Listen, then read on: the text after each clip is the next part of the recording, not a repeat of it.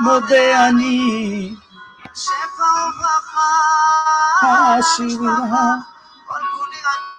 que a minha casa seja uma bênção, que a minha casa esteja a tua bênção.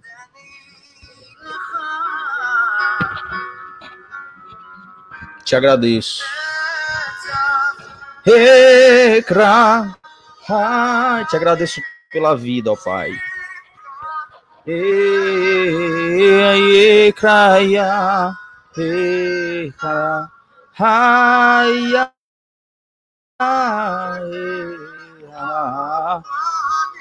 No meu levantar e no meu deitar, eu te agradeço.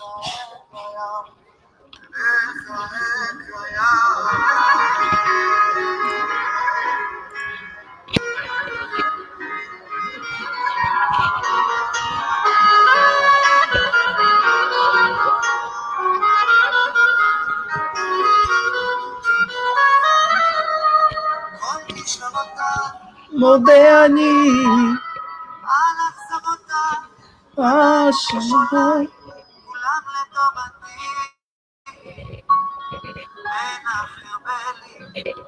רק לך מודה אני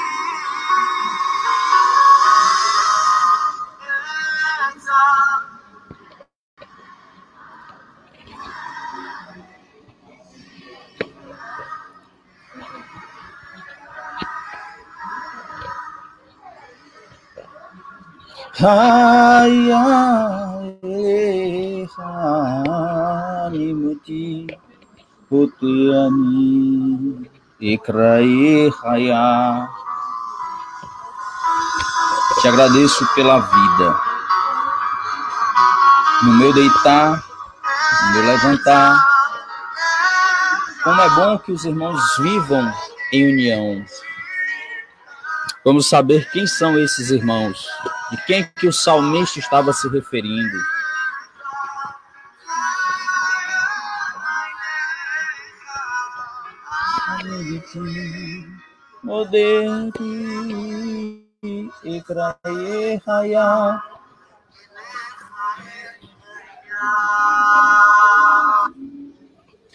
Shalom, muito boa noite a todos que estão nos ouvindo, possam nos acompanhar.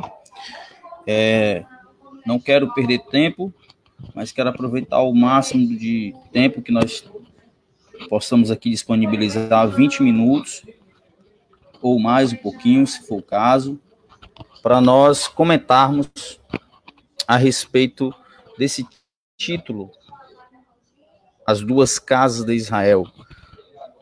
Qual o contexto em que a aplicação isso se dá? Sabemos que as escrituras, elas são fiéis, de Gênesis a Malaquias. E o que temos como relatos históricos dos nazarenos, o Evangelho não começa em Mateus, o Evangelho não começa em Marcos, o Evangelho não começa em Lucas, o Evangelho não começa em João. Mas sim, eles falam daquilo que eles estudavam, a Torá e os profetas. Então, o Evangelho, a Bessorá, as boas novas, na verdade, começa em Gênesis e vai até a eternidade. Isso é muito interessante. Eu não quero perder tempo. Aqui quem vos fala, né? Shaul Vieira, para a gente comentar a respeito das 10 tribos das duas casas de Israel. Compartilhar aqui uma tela com vocês desse estudo.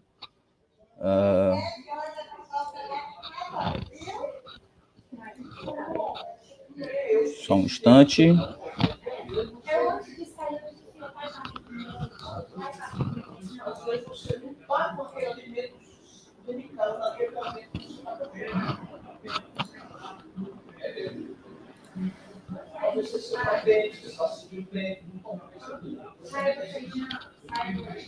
Só um minuto.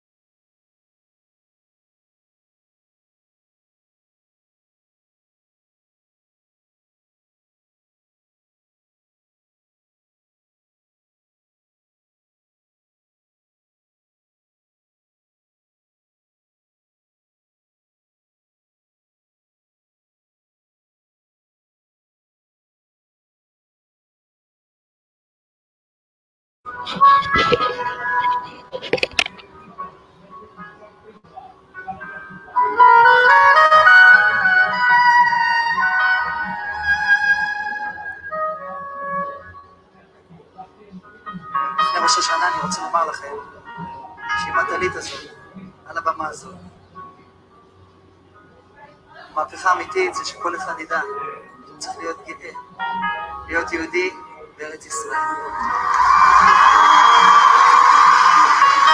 איך נהיה חזקים ונדע תמיד שיש אחד ששומר עלינו.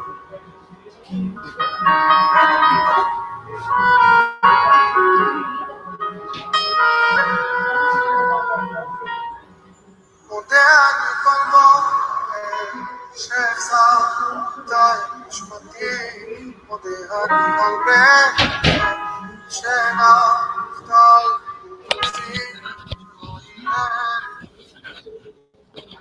Pronto. Espero que estejam vendo a página, esse assunto aqui que nós vamos comentar.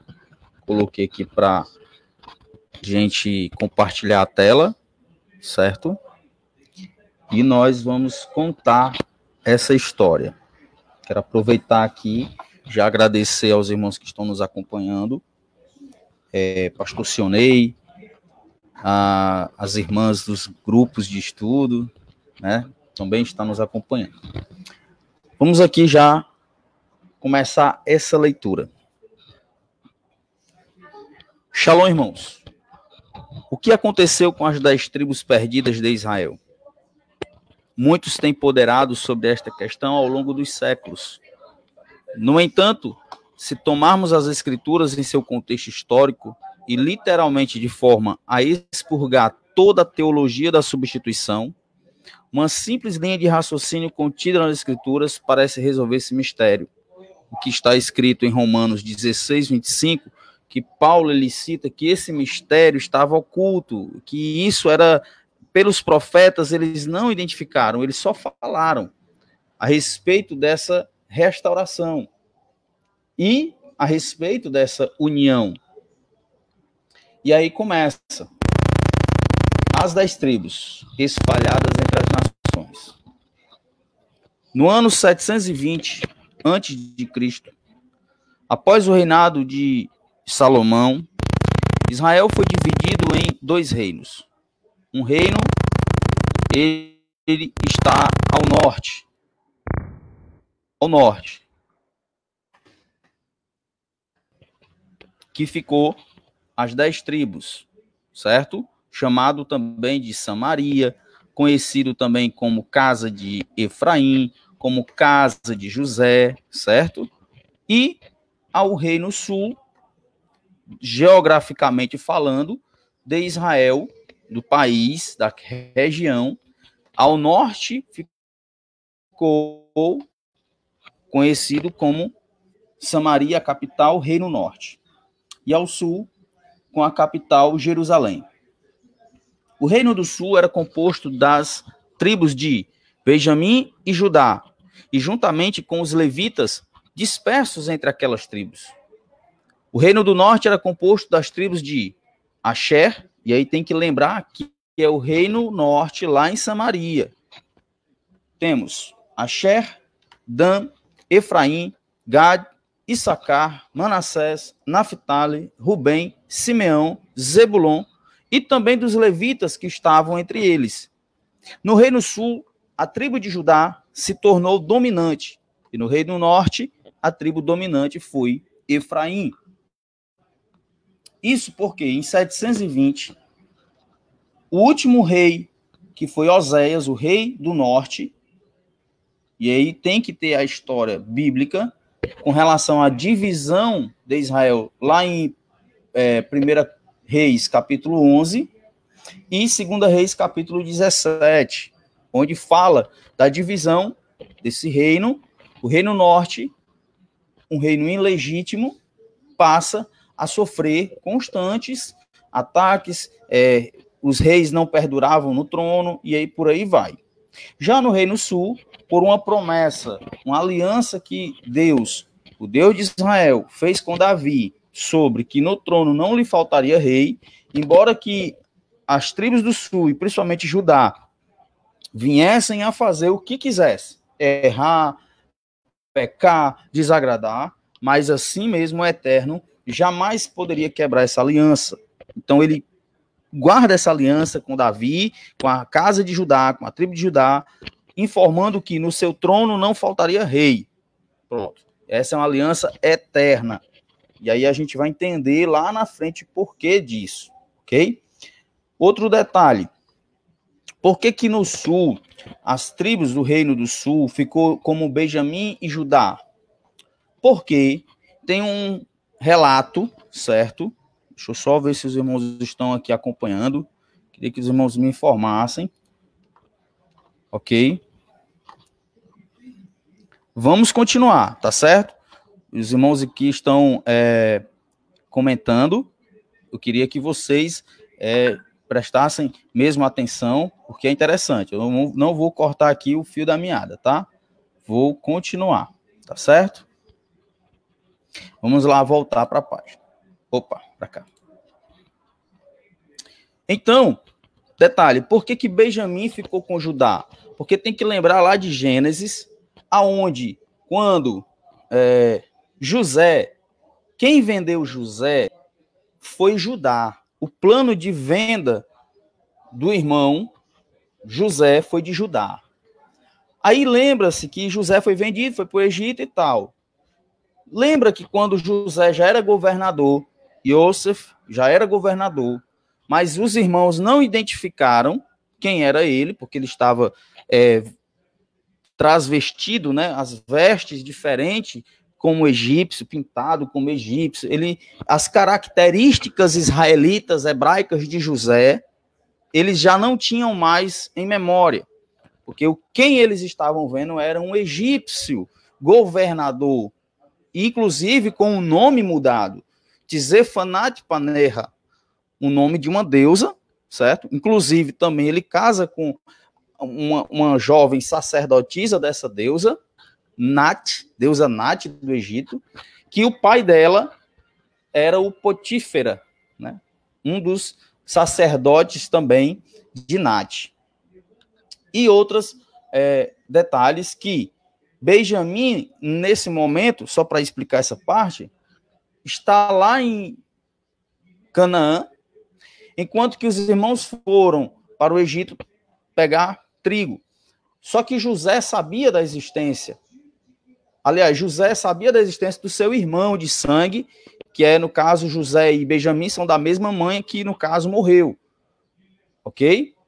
E aí, Judá vai e diz, olha, o garoto lá não pode vir, e por isso, não, então só quero se ele vier, só vou liberar vocês se ele vier.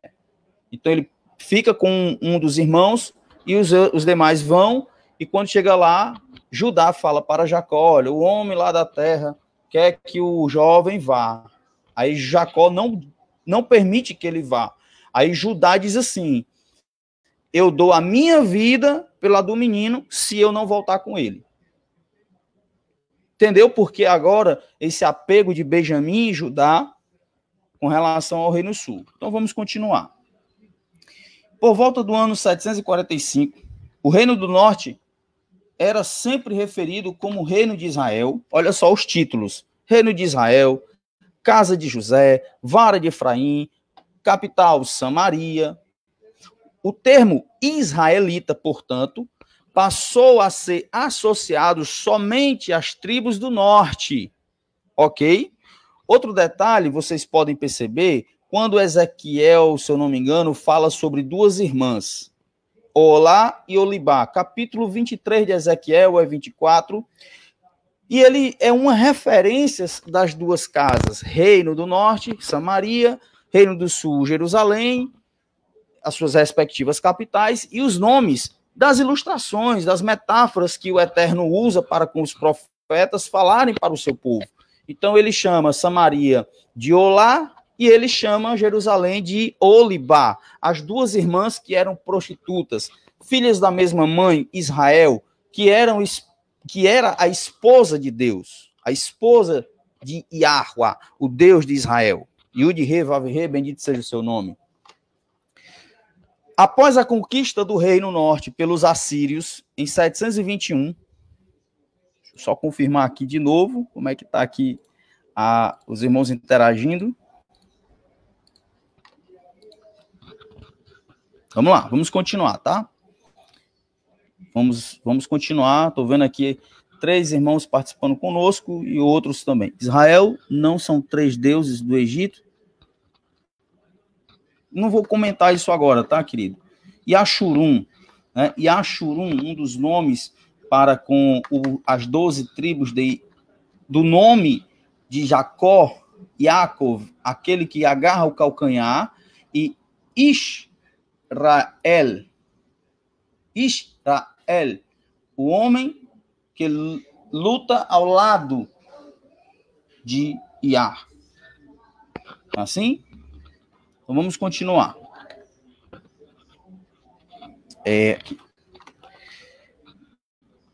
Após a conquista do Reino Norte pelos assírios em 721, as 10 tribos, veja só, isso aqui é interessante. As 10 tribos foram gradualmente assimiladas por outros povos, por outras culturas. Por quê? Porque os assírios vão entrar no norte, e aí tem em contexto aquelas passagens, por exemplo, Acabe, Elias, Eliseu, profetas que falaram do cerco assírio. Lembra dessa passagem? Que o Reino Norte Samaria estava sitiada pelos assírios. Isso aí são os contextos históricos dos outros livros, certo? Que nós temos que entender. As 10 tribos foram gradativamente assimiladas por outros povos e assim desapareceram da história. Desapareceram da história. Por quê? Porque o livro que fala a respeito das 12 tribos só vai até o 1 Reis, que quem reina com as 12 tribos unidas vai ser Saul, o filho dele, Davi e Salomão. Não lembrei aqui do nome do filho de Saul. Mas primeiro começa Saul, o primeiro rei da tribo de Benjamim, não segue reinando. Mefibosete também não vai seguir reinando. Davi, este vai reinar, e é um reino maravilhoso. Por isso que no livro de Amós fala sobre a tenda caída de Davi será restaurada. Lá em Atos dos Apóstolos vai estar o mesmo versículo, pois ele veio para restaurar a tenda caída de Davi. Quem é a tenda caída de Davi? É o governo, é o reino perfeito que Davi reinou com as 12 tribos unidas, os 12 irmãos unidos. E na sequência, Salomão, no final da sua vida, na sua velhice, começa a praticar a idolatria, a quebrar vários mandamentos, e tem o reino dividido ali com Jeroboão e Roboão. Então isso é exatamente a chave para entender a Escritura por completo, até Apocalipse. Certo? Vou continuar, deixa eu só dar uma olhadinha como é que está aqui. Obrigado, irmão Sionei. Teologicamente correto, né? Zona 13, depois a gente comenta sobre isso, tá certo? Vou contar aqui logo a história do estudo, tá certo? Vamos lá, vamos continuar. Então,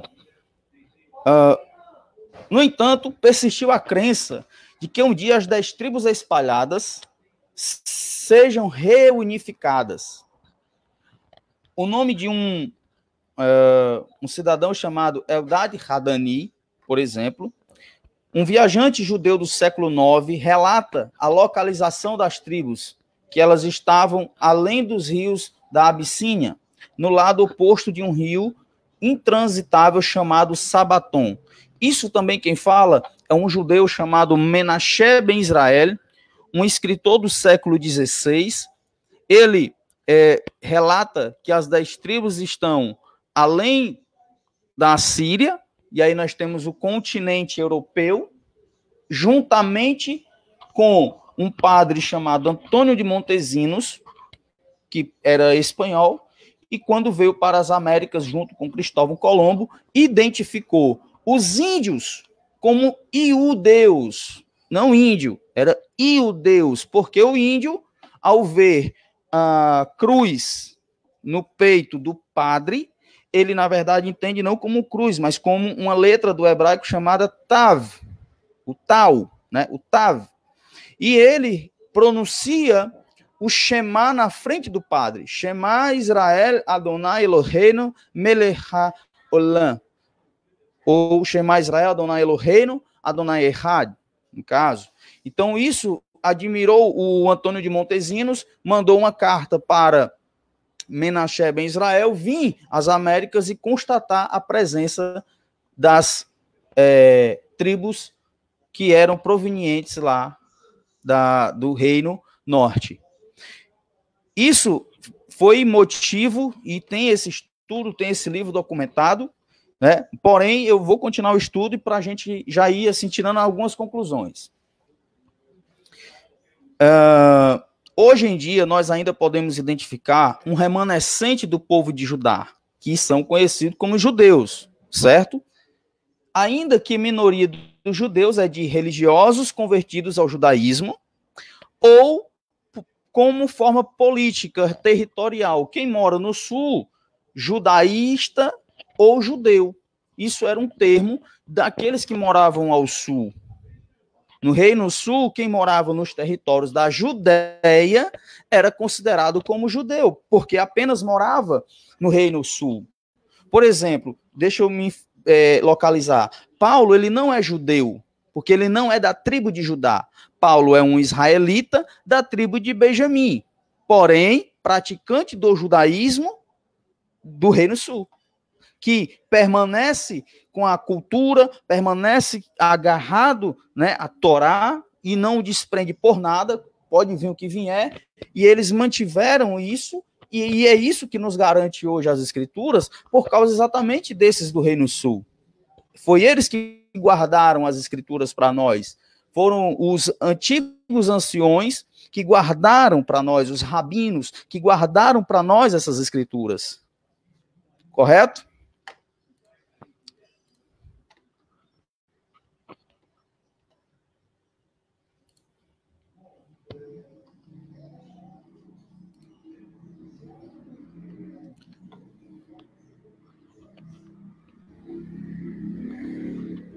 Vamos continuar.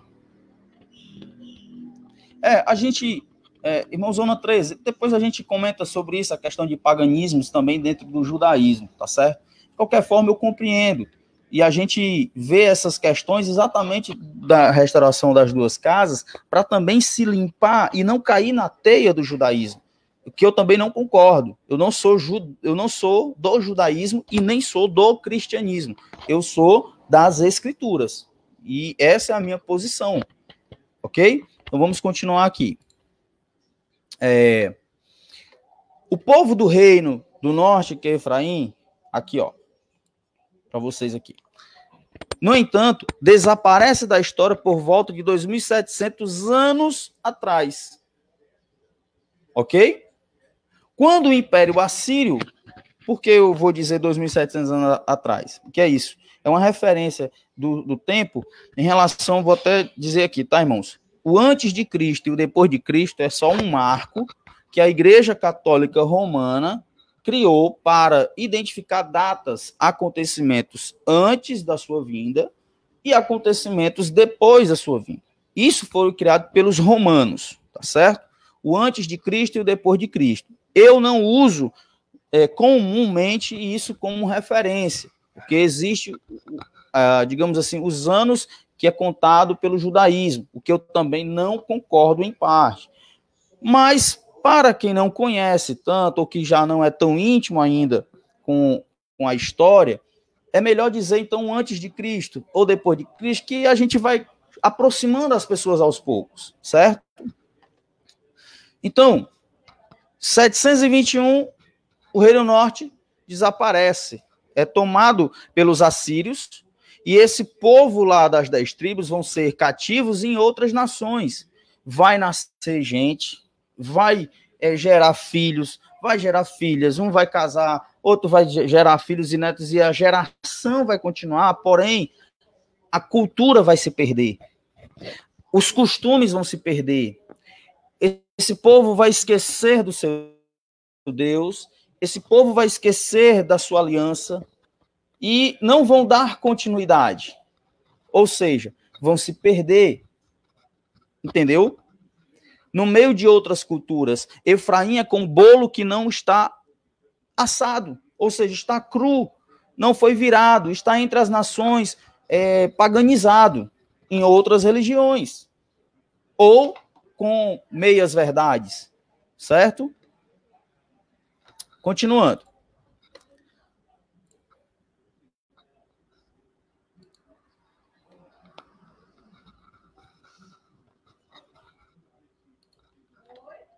Amém, meu irmão, amém. Vamos continuar aqui para poder dar certo aqui.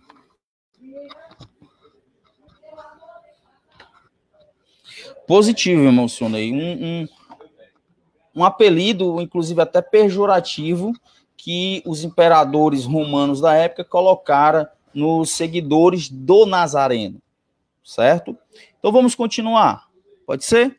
Depois a gente vai dando aqui as detalhes, informações. Continuar aqui no estudo. Então, depois que as 10 tribos estão exiladas, presas, dispersas, porque o Império Assírio, ele faz essa mescla de uma mulher vai casar com um homem assírio, outros foram vendidos para o Egito, outros foram vendidos para os Países Baixos, outros foram vendidos para países nórdicos, e isso vai sendo como se fosse uma semente no meio das nações, porque vai nascer com sangue, com DNA, ok? Então diz assim, um remanescente do povo de Judá, que são os judeus das duas tribos do sul, eles têm guardado os livros que o Eterno, Yahweh, deu a eles através de Moisés, e os tem mantido juntamente com a sua cultura. É isso que nos garante as Escrituras hoje. O cristianismo só pode se dizer que é cristianismo porque tem a Bíblia dos israelitas, as escrituras do povo de Israel, e só pode dizer que crê no Messias, que inclusive um nome errado, mas como eu volto a repetir, para aproximar as pessoas a gente fala, mesmo que o Jesus, ele não é romano, Jesus é judeu. Então se não fosse um judeu morrendo no madeiro para salvar o seu povo, não existiria esse conceito de salvação, de Messias, não existiria esses conceitos de que uma Páscoa, as festas e outras coisas religiosas. Subsequentemente, eles vêm mantendo a sua identidade, manter a identidade. O que as 10 tribos do Reino Norte não mantiveram. Por quê? Porque elas adentraram em outras culturas. E isso fere diretamente a personalidade. Quando adentra em uma outra cultura, ou uma outra cultura invade, podemos aqui, a Grécia, com a cultura helenística, e o sonho de Alexandre o Grande era que todo o mundo, olha, o mundo da época, na verdade, não existia Brasil ainda conhecido, não existia esses continentes da América Latina, América do Norte, não. O mundo era aquele território europeu junto com o africano e junto com o asiático. O mundo, na mente dos historiadores, é aquilo ali. Então, Alexandre Magnus, Alexandre o Grande, o sonho dele era que todo o mundo fosse grego, fosse helenista. Então, os herdeiros dessa cultura helenista é os romanos. Antíoco Epifano deu continuidade a essa herança dos gregos e dos romanos na sequência, impondo essa cultura helenística em vários territórios. Por exemplo, na Babilônia, os babilônicos aceitaram. No Egito, os egípcios aceitaram. Mas quando chega em um lugar chamado Israel, eles têm dificuldade de implantar essa cultura. Por quê? Porque a cultura helenística grega tem vários deuses. Na Babilônia tem vários deuses, no Egito tem vários deuses. Mas qual é o único lugar no mundo que tem um Deus como referência? É Israel. Então isso já é uma barreira. Em todos os lugares do mundo se comia porco, javali, cervo. Na Babilônia isso não era o problema, era o prato mais desejado. Na Grécia, no Egito era o prato mais desejado. Mas aonde é que eles vão chegar que isso vai ter problema? Que tem um povo que não come esse tipo de alimento porque é ordenado pelo próprio Deus. Então, isso é choque cultural e é uma invasão ao mesmo tempo. Então, o Reino Norte e as 10 tribos foram levadas para essas culturas e foram paganizadas porque se assimilaram a esses povos, perdendo, assim, a sua identidade, enquanto que o Reino do Sul mantém essa sua identidade a ferro e a fogo, morrendo, sendo trucidados por impérios, desde o Egito até o Império Romano, sendo massacrados por impérios e por homens que pode-se dizer que é como se fosse os anti-Machias, que é anti-Israel, que é anti-Deus, que é anti-povo, que é anti as escrituras dos israelitas, enfim. Apesar dos 2 maiores exílios da sua terra, que é do sul, que foi pelos babilônicos em 520 e em 70 pelos romanos, depois de Cristo, né, da Era Comum, e o antes de Cristo, que foi em 520. Os estudiosos de teologia, me perdoe aqueles que estão nos ouvindo, pastor Sionei e outros, não lembra das 10 tribos que foram dispersas primeiro. Só se fala nos cursos de teologia, nas faculdades de teologia, não se estuda a dispersão, a divisão do Reino Norte e, 200 anos depois, a dispersão do Reino Sul. Então, o Reino Norte pelos assírios e o Reino Sul pelos babilônicos. Porém, o Reino Norte não teve a oportunidade de voltar. Já o Reino Sul, Deus, o Eterno, Yahweh, ungiu um imperador, Medo-Persa, autorizou que o povo do sul voltasse para reconstruir o templo que Nabucodonosor tinha destruído. Isso foi profetizado pelos profetas Jeremias, Ezequiel e Isaías. Ok? O povo de Efraim, no entanto, caiu em uma severa adoração aos ídolos pagãos por volta do exílio de 721. Tendo como saqueadores os assírios, talvez esta seja a razão pela qual eles perderam a sua identidade após o exílio e a dispersão e misturaram-se com as nações.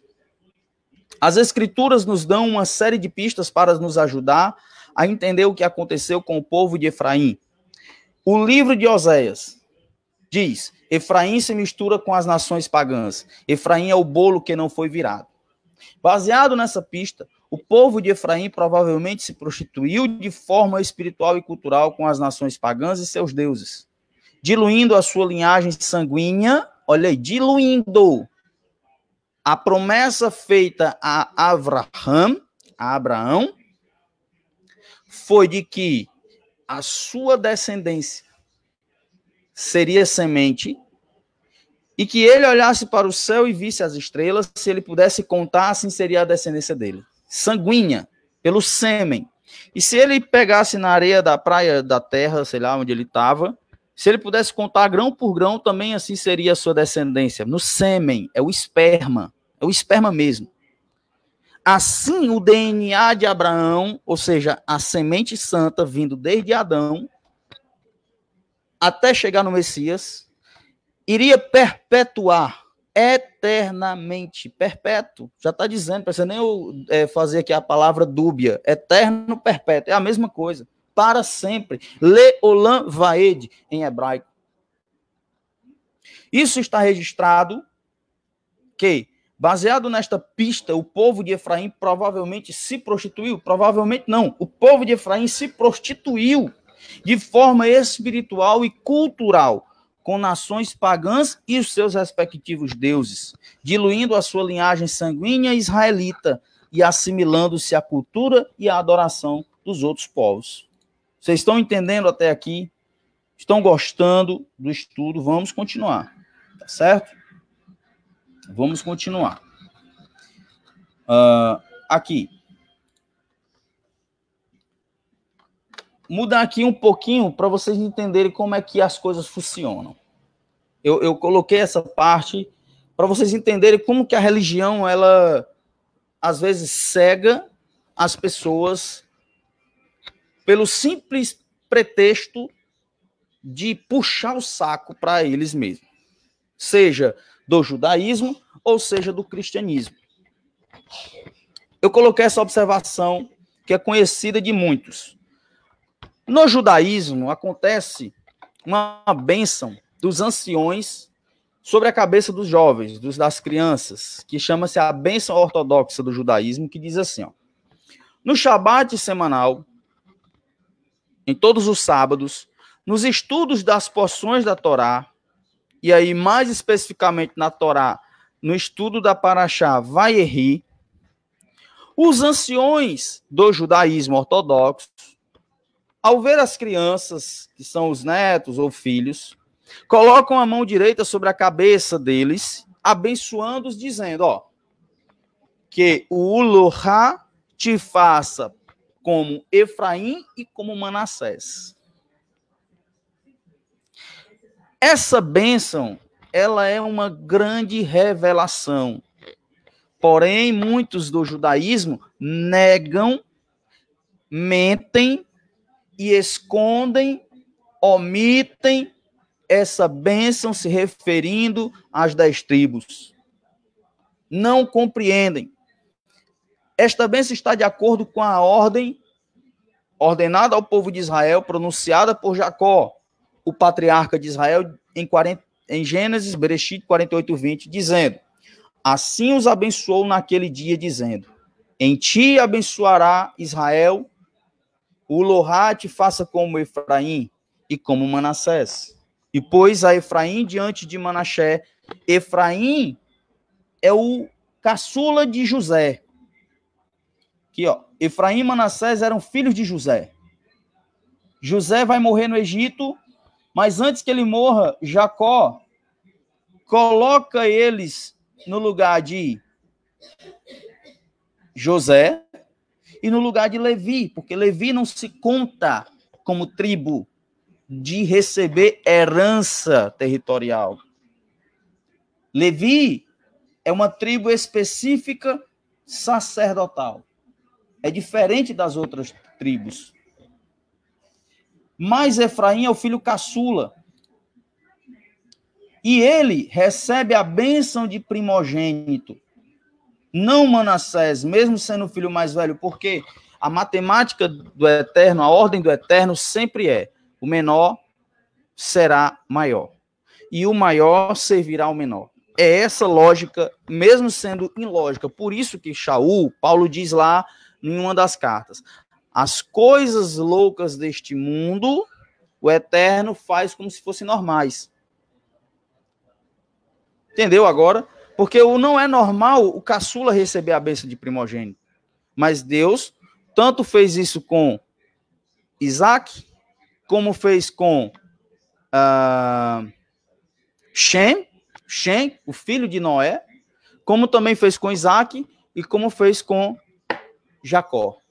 O maior servirá ao menor. Essa é a lógica, mesmo sendo ilógica, irracional para a gente, mas racional para o Eterno. Esta bênção parece ser um pedido pouco incomum, não acha? O povo de Efraim e Manassés eventualmente se tornou associado com as 10 tribos do Reino Norte, que fisicamente perdeu a sua identidade israelita após o Império Assírio ter os dispersado para outras nações.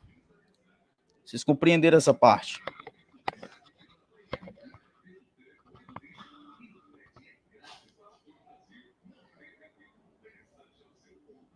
Vou chegar lá, pastor Sionei, a respeito também desse assunto. Está sim no Novo Testamento, só que sem o estudo das duas casas, não se entende o Novo Testamento, propriamente dizendo Novo Testamento, para aproximar, né? Os escritos nazarenos é focado, é direcionado para o resgate das 10 tribos. E especificamente, dizendo assim, para as 12 tribos se reunirem. Por isso que é bom que os irmãos vivem em união. Vamos continuar.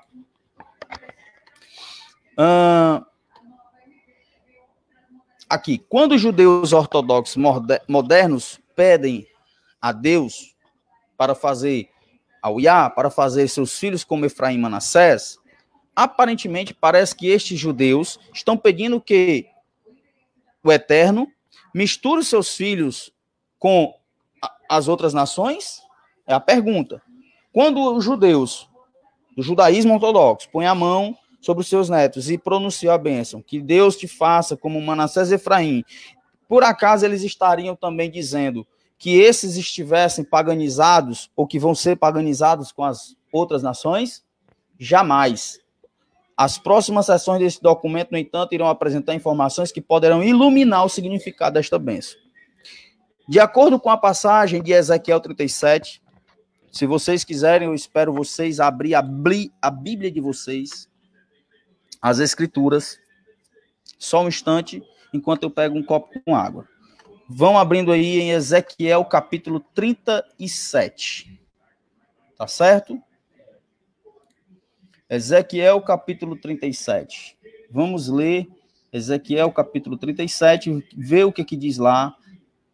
O texto-chave também para entender as Escrituras. Isso aqui. Vou pegar um copinho com água, só um instante.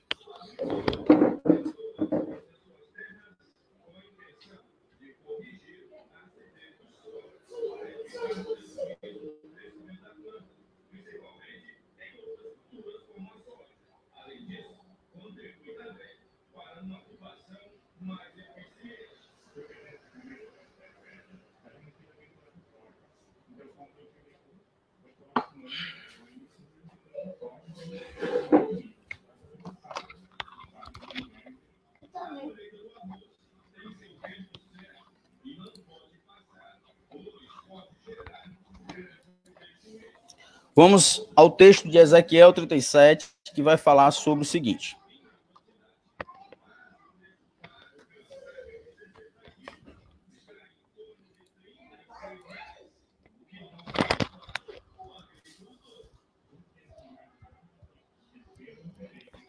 Olha o que aqui diz.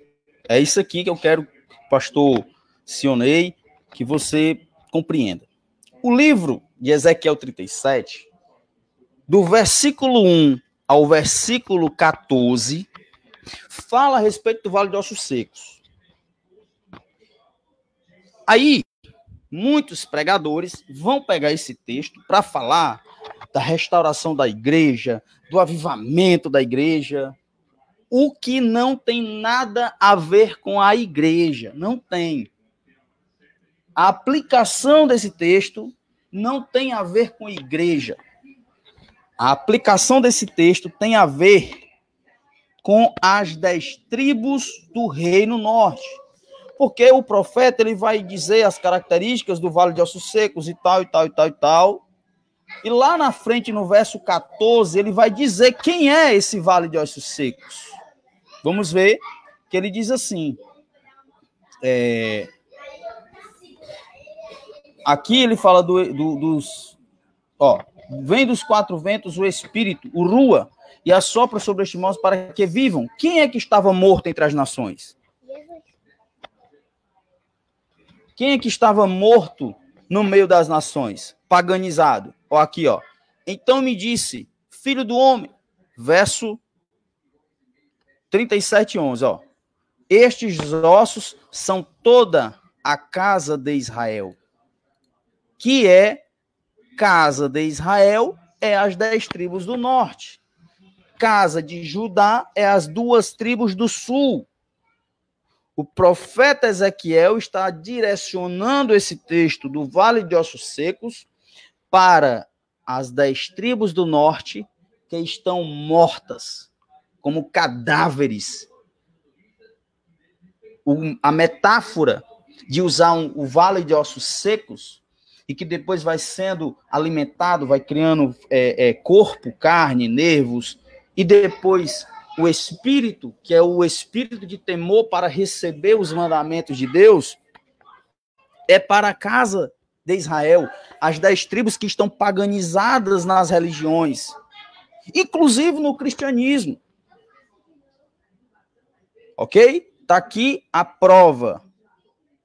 A partir do verso Aí ele diz assim, ó: eis que eu vos abrirei as vossas sepulturas e vos farei sair das vossas sepulturas. As religiões, as falsas religiões. Porque a verdadeira, no contexto cultural, aquilo que eu acredito é a religião de Israel. As escrituras, os mandamentos, a Torá. Essa é a verdadeira religião, a prática dela. Ó meu povo, e vos trarei novamente a terra de Israel. Esse aqui é o arrebatamento também, ó. Vos trarei, ó meu povo, novamente a terra de Israel. Continuando. Quando eu abrir as vossas sepulturas e vos fizer sair das sepulturas, que são as nações, ó meu povo. De novo, verso 14. E porei em vós o meu rua, o meu espírito, e podereis viver. E vos porei na vossa terra, Israel, e saberei que eu, o Iá, estou dizendo isso. E eu o fiz, diz o Iá.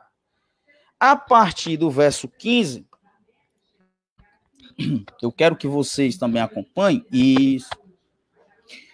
Assim, pronto, está dizendo aqui, Sionei, a casa de Israel são as 10 tribos.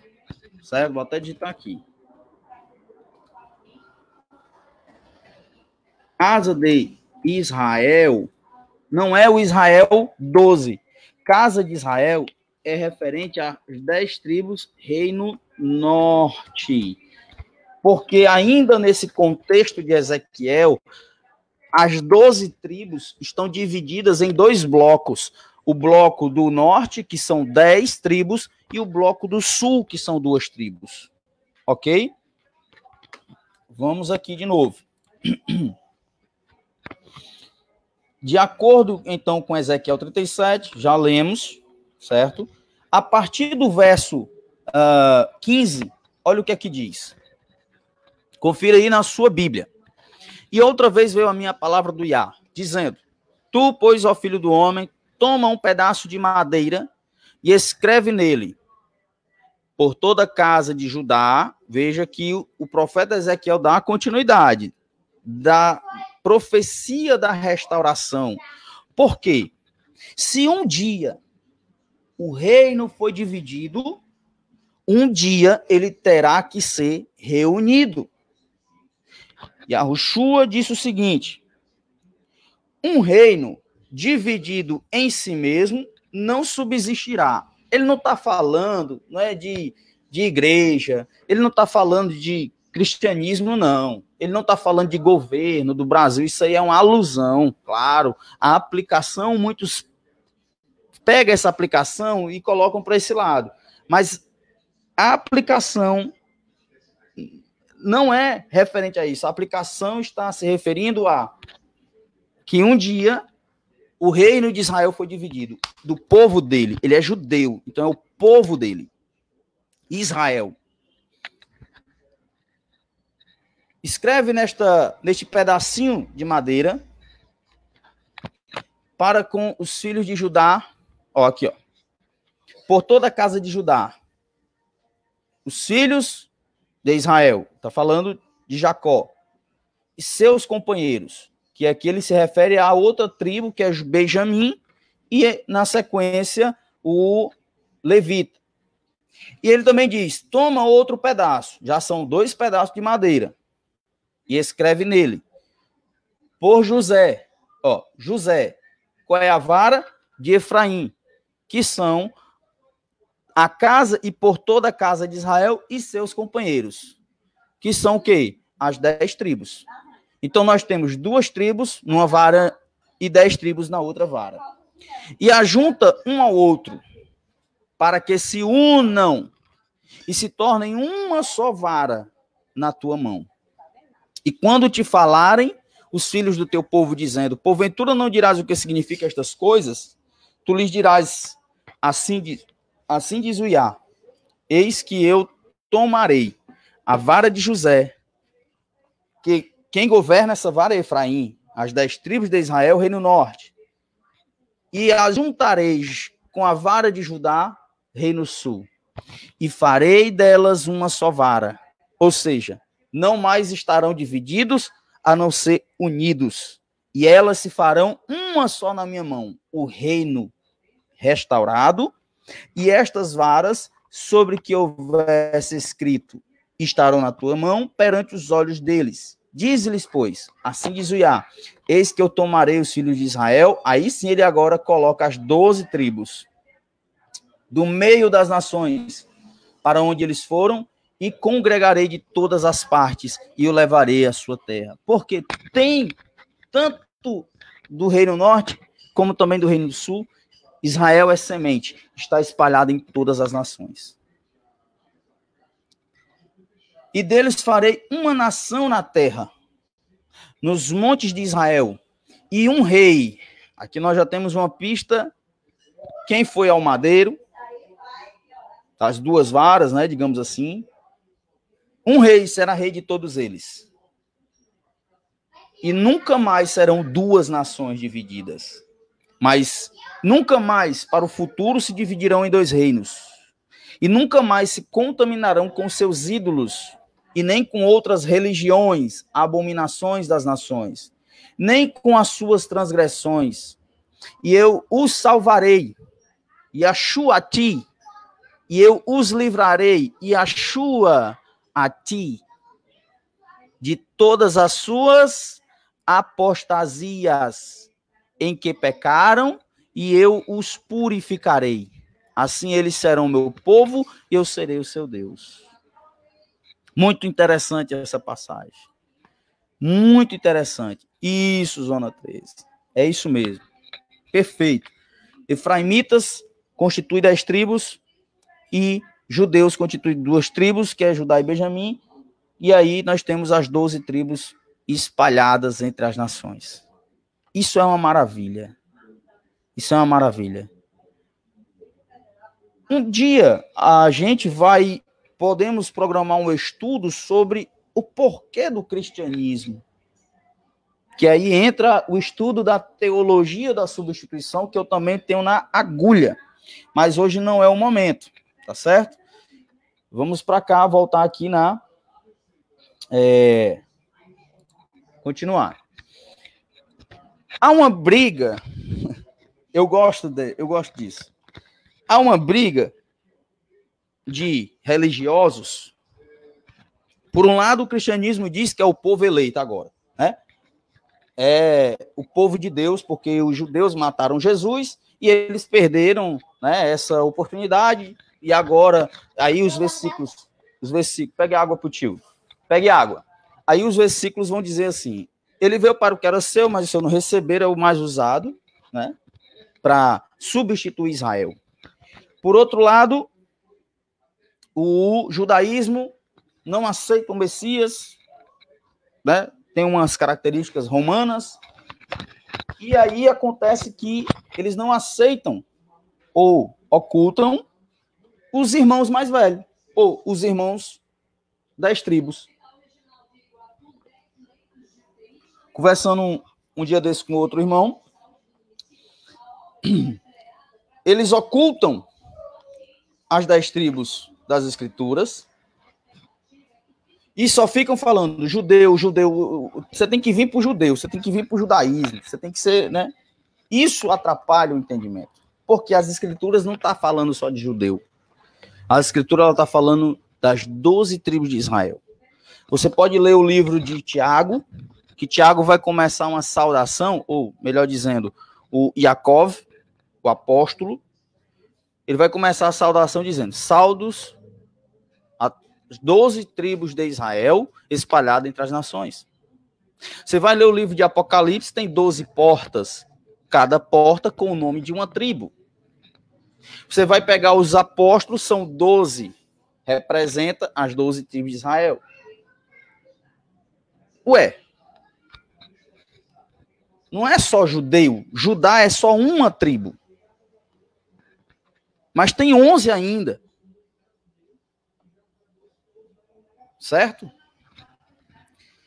O primogênito do Eterno. Aqui eu coloquei como se fosse uma metáfora de pai e filho. De acordo com Jeremias 31:9, o Eterno disse: porque sou um pai para Israel e Efraim é o meu primogênito. Efraim era o segundo filho de José. Nasceu após Manassés. Então, como o povo de Efraim pode ser o primogênito, se ele é o último? Lá em João, vai falar uma alusão a respeito do seguinte: Deus é espírito. Ser chamado de o primogênito de Deus não teria sentido assumir que o povo de Efraim deve ser nascido do espírito também? As instruções para ser nascido do Espírito, conforme Yahushua fala para Naquidimon, ou Nicodemos, estão em João capítulo 3, na dissertação que Yahushua com Naquidimon, naquela conversa com um dos principais do Sinédrio, que secretamente conversou com ele à noite. Esse é o resumo da história, que necessário vos é nascer de novo. Como Moisés levantou a serpente no deserto, assim importa que o Filho do Homem seja levantado, para que todo aquele que nele crê tenha a vida eterna. Mas eu tenho que entender que todo aquele que nele crê, o diálogo aqui não é com um babilônico, o diálogo aqui não é com um egípcio, o diálogo aqui não é com um árabe. O diálogo aqui de João capítulo 3 é com um judeu. Desculpa eu falar, irmãos. Por favor, não me interpretem mal. Desculpa eu falar isso, tá? Irmão Marcos Judá, tenha só uma paciênciazinha aí, irmão, a respeito, assim, vamos tentar aproximar, tá certo? Vamos tentar aproximar e não afastar. Essa é a nossa intenção. Que os irmãos vivam em união. Tá bom? Peço só isso para o irmão. Por enquanto, deixemos assim. Por enquanto. Tá certo? Vamos aqui continuar. Vamos continuar o estudo.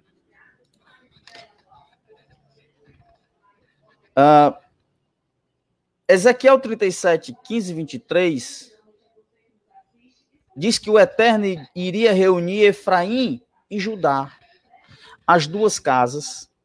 Então, o que ele deve estar dizendo em Jeremias 31:9 sobre a primogenitura é que entre o povo de Efraim e o povo de Judá, juntos formam todo Israel. O povo de Efraim atingirá sua plenitude através do Espírito antes de Judá. É por isso que o judeu ele não acredita no Messias. Ele não quer acreditar no Messias. O judaísmo não quer acreditar no Messias. Por quê? Porque ainda não é o tempo deles. É simples entender isso. Não é eu querer. É ele querer. Não é o tempo deles, porque é profético. A plenitude desse novo nascimento é para a casa do norte, irmão. Entendeu? Não é para a casa do sul. Por isso que Zacarias fala a respeito de um endurecimento. Eles ficarão com o coração, digamos assim, um entendimento um pouco endurecido nesse sentido do Messias. Por quê? Porque eles só vão clamar o Messias quando acolchar de novo um cerco em Jerusalém, feito por todas as nações da terra, os adversários, os Chatã, os anti-machias, porque já há muitos anti-machias no nosso meio. Quando Jerusalém estiver sendo apertada, aí sim eles vão pedir aquele que virá para destruir os inimigos. Aí sim vem o valente, o guerreiro. Aí vem. Mas por enquanto, a intenção de Deus, do Eterno, do Yahweh, do Elohim de Israel, é as 10 tribos. Certo? Por enquanto, o direcionamento da palavra não é para o judeu. O judeu já conhece a palavra. O judeu já estuda a Torá. O judeu já estuda os profetas. O judeu já sabe, o povo mais messiânico da terra é o judeu, porque ele crê que o Messias virá. Entendeu? Mas isso está guardado para eles. Para as 10 tribos é que interessa, porque Deus ele quer retornar, fazer com que o seu povo retorne. E ele colocou um estandarte, ele colocou um sinal, a morte do Messias para a casa de Israel. A morte é como diz, né, Jesus, Yeshua, como queiram falar aí, o Messias. É para a casa de Israel, para o reino norte. Só que entrou uma praga romana que foram criando dificuldades, barreiras e paganismo que impede que esse povo chegue até a verdadeira história. Entendeu? Vamos aqui dar continuidade.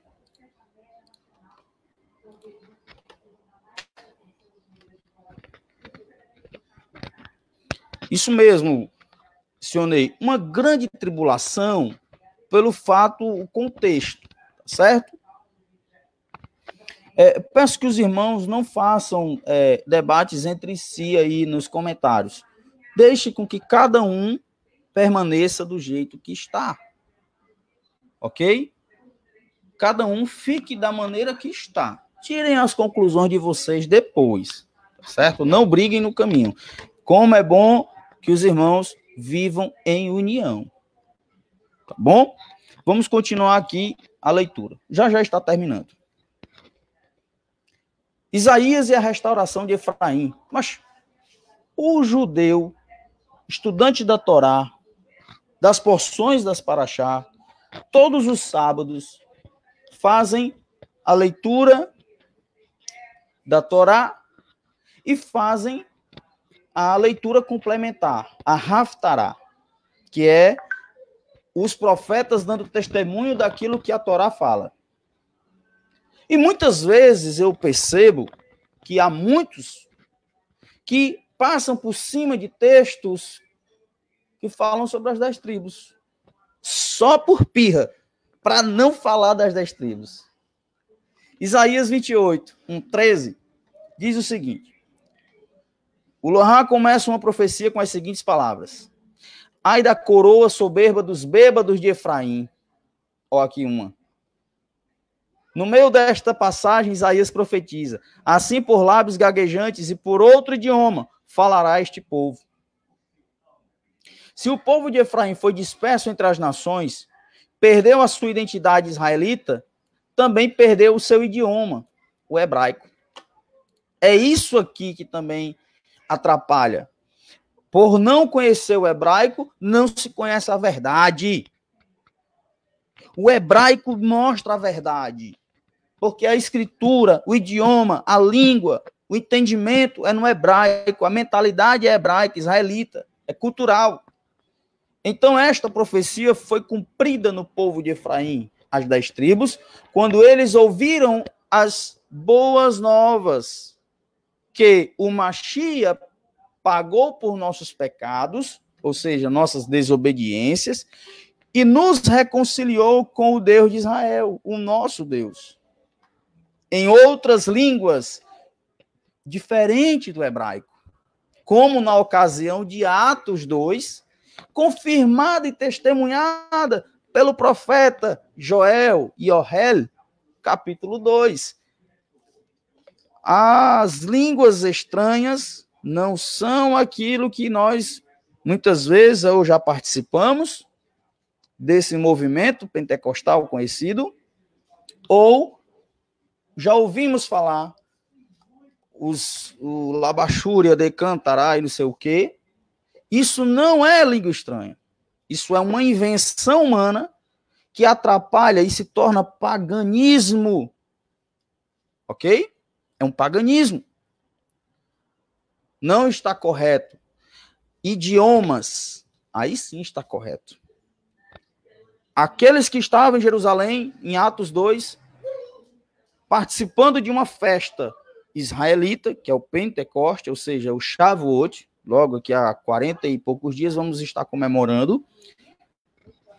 Então, eles quando recebem ali um idioma, um alemão, o latim já era falado, latim, grego, isso aí já era comum entre eles. Muitos ali já sabiam, já falavam.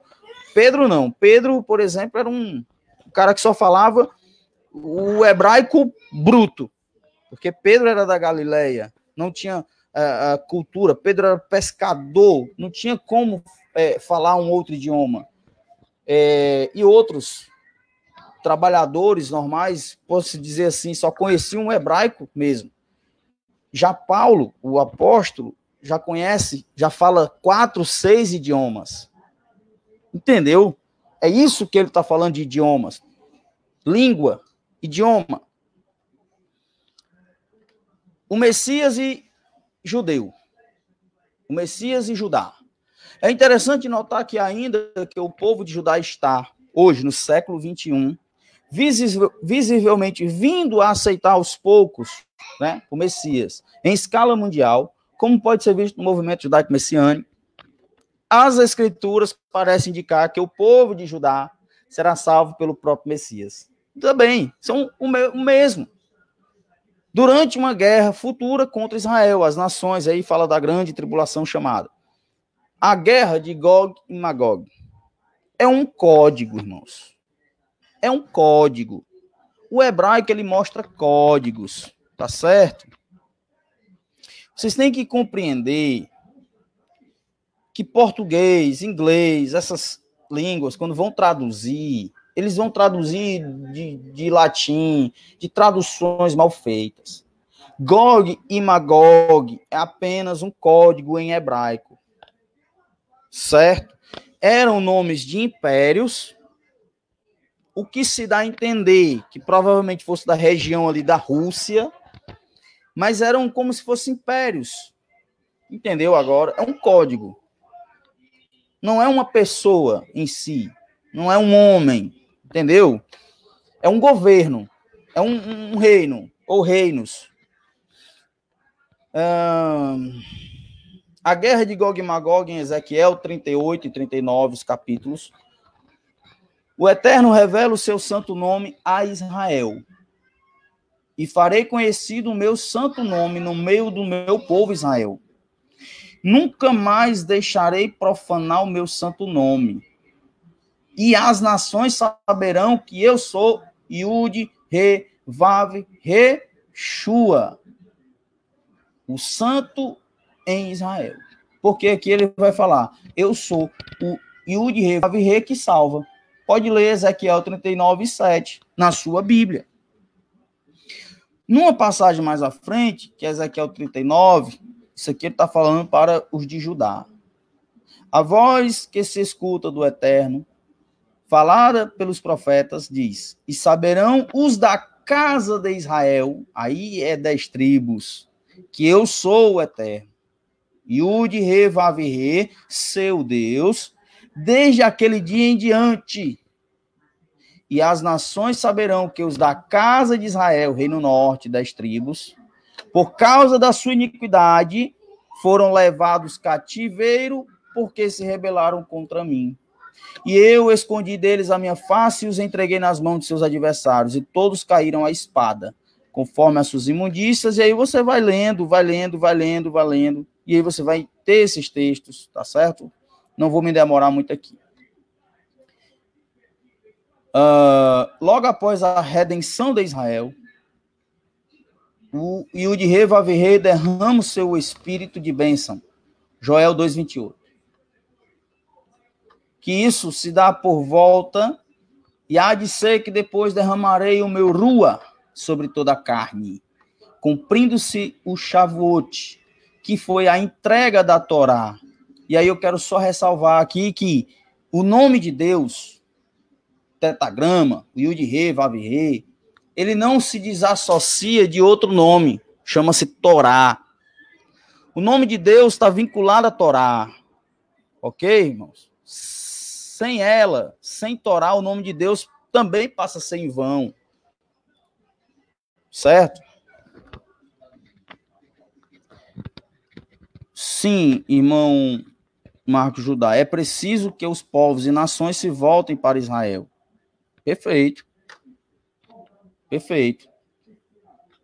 Aí um povo, Judá não, porque aí é só uma tribo, tá certo? Existe 12 tribos. Uma é primogênita, que é Efraim, as escrituras não deixam mentir sobre isso, e a tribo que governa é Judá. Ok? O contexto de primogenitura e o contexto de reino são para propósitos diferentes. Louvamos e agradecemos ao Eterno que manteve a aliança com Judá, porque é através de Judá que nós temos hoje a Torá. É através de Judá que nós conhecemos o hebraico. Entendeu? Foi Judá que sofreu grandes investidas, massacres e perseguições. Foi os nossos irmãos que sofreram isso. E nós temos que agradecer ao Eterno por ter guardado o seu povo, certo? Da tribo de Judá, para nos presentear com a herança israelita, com a herança da sua palavra, com a aliança que ele fez com Avraham, Yitzhak e Jacó. Perfeito. Continuando. Shaul, o apóstolo Paulo, a explicação que ele dá à luz da Torá e dos profetas. Porque não quero, irmãos, que ignorem esse mistério. Qual mistério é, meu irmão? Romanos, capítulo 11 e Romanos, capítulo 16, esse mistério é a restauração de Israel, das duas casas. Que o endurecimento veio em parte sobre Israel, sul, Judá e Benjamim, as duas tribos do sul, até que a plenitude dos goim haja entrado. Quem é essa plenitude dos gentios, meu irmão? Que Paulo fala e ninguém entende, porque só vai se entender se estudar a restauração das duas casas. Não tem como você entender um benjamita, um israelita da tribo de Benjamim, sem você entender aquilo que ele estava lendo. Qual? Torá e os profetas. Shaul vai para o deserto durante 14 anos e rever de novo a Torá e os profetas. Ele leu novamente as porções durante 14 vezes. Novamente, 14 vezes ele vai reler. Depois é que ele vai para Jerusalém constatar aquilo que o Eterno tinha profetizado. Quem são esses chamados plenitude dos estrangeiros? São os da casa de Efraim, Reino Norte. E assim, todo o Israel. Aí tá ok. Assim, todo Israel. Quem é todo Israel? Vamos lá. Perguntas. Todo Israel é Judá e os egípcios? Não. Todo Israel é Judá e os babilônicos? Também não. Todo Israel é Judá e os assírios? Também não. Mas se eu pegar todo Israel, vou fazer o contrário. 10 mais 2 dá igual a 12. Esse é todo Israel. A totalidade de Israel é as 10 tribos, mais as 2 tribos, que é todo Israel.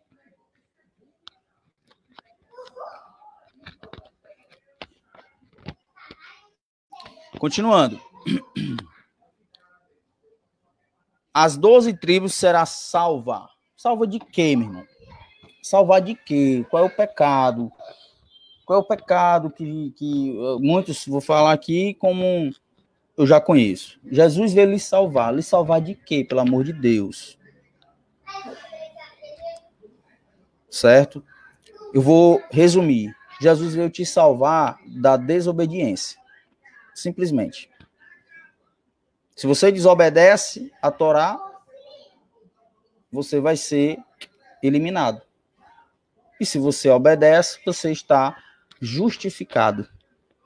É isso que ele quer. Só isso. Redimido. Romanos 11, 25. Na passagem acima, Shaul explica que um endurecimento parcial veio sobre Israel Sul. Por isso, Shaul estava se referindo à casa de Judá. Shaul, mais adiante, diz que o endurecimento parcial aconteceu. Para quê? Até que a plenitude dos goim haja entrado. E assim todo Israel será salvo.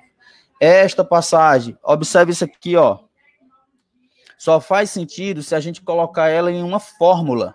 Então temos aqueles de Israel que estão endurecidos em parte, juntamente com a plenitude dos goim, é igual a todo Israel. Em outras palavras, Shaul parece estar explicando dessa seguinte forma: os judeus, as 2 tribos, mais a plenitude dos gentios, que são as 10 tribos, porque elas estão em nações, estão aumentando o volume de israelitas, o sangue, o DNA. Entendeu agora?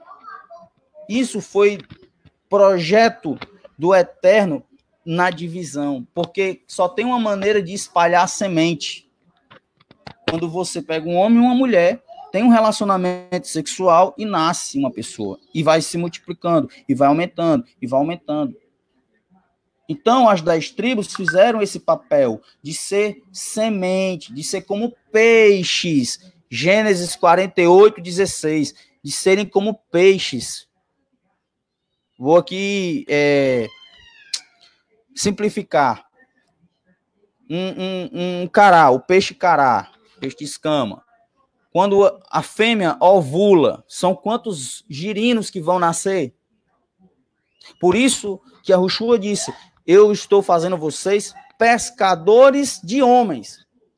Mas ele está se referindo que era exatamente como peixes. Vocês vão pescar as minhas tribos, o meu povo, parte do meu povo, as do norte. Vocês vão fazer esse serviço de ir atrás nas nações, de ir buscar esse povo, que é o meu povo, faz parte do meu povo. Eu sou de judeu da tribo de Judá, mas eu vim para resgatar as tribos perdidas ou espalhadas da casa de Israel. Leia aí na sua Bíblia, quem puder colocar para mim, por favor. Mateus 14, 25.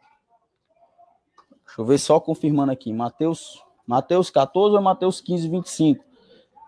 Que vai falar que lá ele veio para as ovelhas espalhadas da casa de Israel.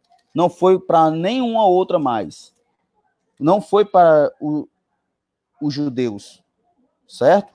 Mateus 15, 24. Deixa eu ver se é isso mesmo. Mateus capítulo 15, verso 24. E a Yahushua responde: eu não fui enviado, senão. Como é que está isso? Senão. Senão é exclusivo. É uma exclusividade. Senão. Ok? É uma exclusividade. Eu não vim. Eu vim exclusivamente para as ovelhas espalhadas da casa de Israel, as 10 tribos do reino norte. Por isso que não precisa Judá aceitar o Messias, não. Parem com essa besteira. Eles vão aceitar quando tiverem aperto. Quando e assim, por que nós precisamos nos juntar, nos unir? Porque é exatamente isso que o Eterno quer. Fortalecer belicamente o seu povo, porque haverá uma guerra bélica no Vale de Jezreel.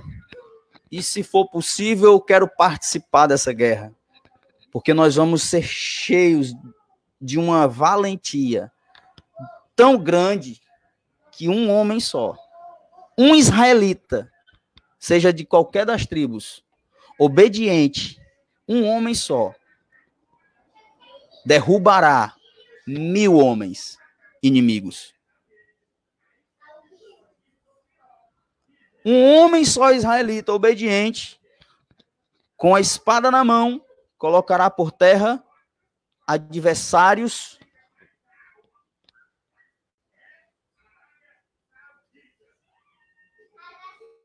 Um homem só obediente, seja de qualquer das tribos, colocará por terra 1000 homens de outras nações inimigas. Eu acredito nisso. Pode até ser fábula, seja quem queira acreditar como fábula ou não, mas eu acredito nas profecias. Algumas já aconteceram e outras ainda estão por acontecer. Vamos dar continuidade? Para concluir? Me aguarda. Conclui junto comigo esse estudo. Só para adiantar um pouquinho,